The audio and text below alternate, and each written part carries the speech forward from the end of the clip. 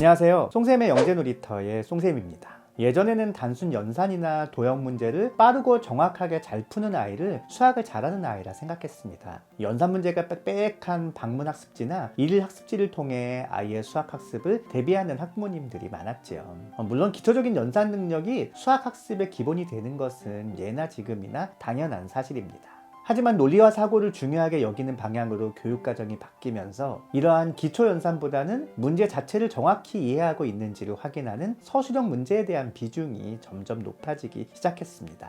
계산은 잘하지만 문제 자체를 이해하지 못해 수학을 어려워하는 아이들이 점점 늘고 있는 것이지요. 그래서일까요? 최근에는 유아나 초등 저학년을 대상으로 하는 수학 교재에서도 서술형 문항을 쉽게 발견할 수 있습니다. 이에 오늘은 가장 기초적인 세마기 단계에서 이러한 서술형 문항을 어떤 순서로 노출시키는 것이 좋을지에 대해 이야기해 보도록 하겠습니다. 자, 그럼 오늘도 저와 함께 다이어리를 펼쳐보실까요?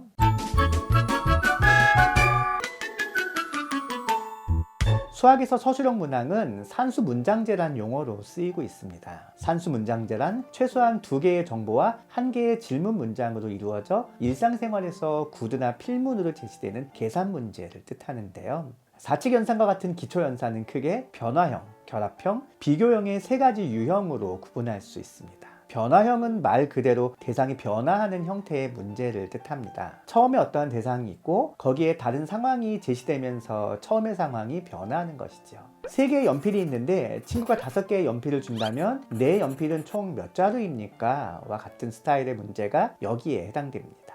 결합형은 전체와 부분의 관계를 확인하는 문제를 뜻합니다. 둘 이상의 하위 개념으로 구성되는 하나의 상위 개념을 묻는 것이지요. 우리 모두는 8명인데 남자가 5명이면 여자는 몇 명일까요? 야 같은 스타일의 문제가 여기에 해당됩니다.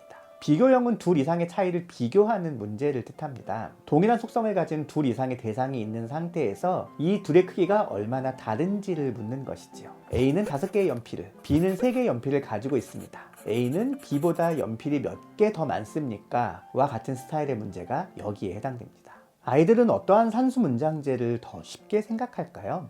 산수 문장제의 유형에 따른 수행 차이를 비교한 다수의 연구를 살펴보면 대부분의 아이들은 결합형을 가장 쉽게, 비교형을 가장 어렵게 해결하는 것으로 나타났습니다. 비교형이야 덧셈이 아닌 뺄셈에 주로 적용되는 유형이고 덧셈보다는 뺄셈 문제의 해결이 더 어렵기 때문에 이유를 쉽게 짐작할 수 있습니다.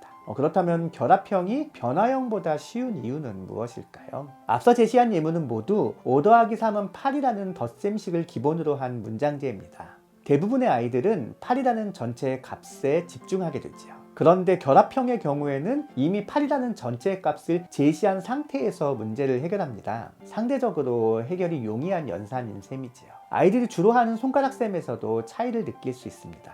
결합형의 경우에는 2 손가락으로 8을 만든 후 한쪽 손가락을 접는 행위로 답을 구할 수 있습니다. 하지만 변화형의 경우에는 한 손으로 3을 만든 후 남은 2 손가락을 편 다음 다른 손을 들어 다시 3 손가락을 펴야 만들 수 있습니다. 결합형보다 많은 단계가 필요하죠. 그러므로 문장제 수학 문제도 위의 단계처럼 결합형, 변화형, 비교형의 순서에 따라 진행하는 것이 바람직합니다. 3단계 중 어떤 단계를 어려워하는지 진단한 후 해당 유형의 문제를 집중적으로 연습하는 것이 필요하지요.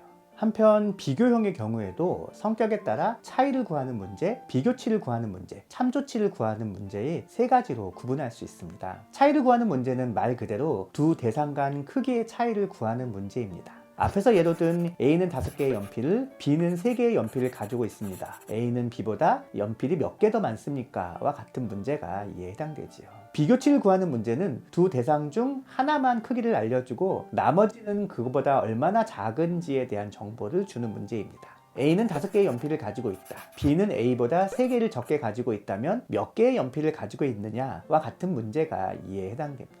참조치를 구하는 문제는 비교치를 구하는 문제와 비슷한 듯 차이가 있습니다. 하나의 대상에 대한 크기만 알려주는 것은 동일하지만 나머지는 그보다 얼마나 많은지에 대한 정보를 주는 것인데요. A는 5개의 연필을 가지고 있다. B는 A보다 3개를 더 가지고 있다면 몇 개의 연필을 가지고 있느냐와 같은 문제가 이에 해당됩니다. 비교형의 세 유형도 앞의 경우와 마찬가지로 단계적 지도가 필요합니다. 참조형이 가장 어렵고 그 다음으로 비교형, 차이형 순서인데요. 이 또한 앞에서 제시한 손가락 셈으로 설명해 보겠습니다.